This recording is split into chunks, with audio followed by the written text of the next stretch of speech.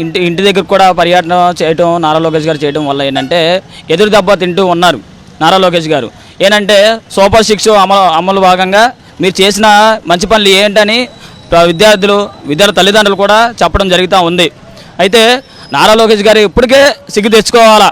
ఎందుకంటే మీరు ఇచ్చినటువంటి హామీలన్నీ కూడా దొంగ హామీలని ప్రజలు కూడా నమ్ముతున్నారు కాబట్టి ప్రజలందరూ కూడా రోడ్లెక్కే పరిస్థితిగా ఉన్నాయి. అదేవిధంగా విద్యార్థులందరూ కూడా ఆందోళనకు గురవుతూ ఉన్నారు. ఇప్పటికే రాష్ట్ర ప్రభుత్వం ఇంకా స్పందించట్లేదు. ఎందుకు స్పందించట్లేదు అనేసి విద్యా సంఘాలుగా అదేవిధంగా విద్యార్థులతో అందరితో కూడా మేము ప్రశ్నిస్తూ ఉన్నాం. అదేవిధంగా మొన్న జరిగినటువంటి 3 రోజులు గడువు వస్తూ ఉంది.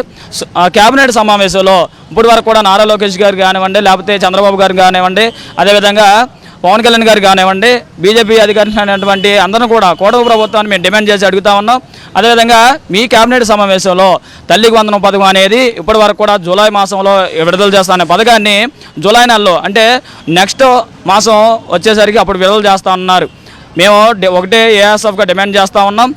ఏంటంటే ఉన్నటువంటి స్కాలర్షిప్లు బకాయిలన్నీ కూడా చెల్లించుకోకుండా ఈ తల్లికి వందనం పథకాన్ని అనేది మీరు నెక్స్ట్ జూలై మాసంలో విడుదల చేసా అనేది అది తప్పు. ఎప్పుడు అనేది కూడా ఏఎస్ఎఫ్ అది ఆధ్వర్యంలో మేము ఖండిస్తూ ఉన్నాం. అదేవిధంగా ఈ పద్ధతిలోనే మీరు పెండింగ్లో ఉన్నటువంటి ఫీజు రియంబర్స్మెంట్ స్కాలర్షిప్లు అన్నీ కూడా విడుదల చేయకోకుండా ఈ తల్లికి వందనం పథకం కూడా జనవరి మాసంలో అమలు చేయకోకుండా ఉంటే మాత్రం ఏఐఎస్ఎఫ్ ఆధ్వర్యంలో పెద్ద ఎత్తున విద్యార్థులు అందరితో కలిసి మీ ఉన్నటువంటి మంగళగిరిలో ఉన్నటువంటి సచివాలయాన్ని ఆఫీసును కూడా ముట్టడిస్తాం. ఆ పద్ధతిలోనే ఇంకా కూడా మమ్మల్ని బెదిరిస్తే మాత్రం చెలో అసెంబ్లీ కార్యక్రమాన్ని కూడా విద్యార్థులతో అందరితో కలిసి ముట్టడిస్తామని రాష్ట్ర ప్రభుత్వాన్ని హెచ్చరిస్తూ ఉన్నాం. విద్యార్థులను కూడా మీరు దృష్టిలో పెట్టుకోండి. ఎందుకంటే రాష్ట్ర ప్రభుత్వం మీకు ఉన్నటువంటి కాంట్రాక్టులు డబ్బులు ఇవ్వడానికి కానీ లేదా మీరు వైన్ షాపులు ఓపెన్ చేయడానికి కానీ ఉన్నటువంటి డబ్బులు విద్యార్థులకి సమస్యలు పరిష్కరించేంత వరకు కూడా మీరు స్పందించట్లేదు అనేసి ఏఐఎస్ఎఫ్గా డిమాండ్ చేస్తూ ఉన్నాం, హెచ్చరిస్తూ ఉన్నాం.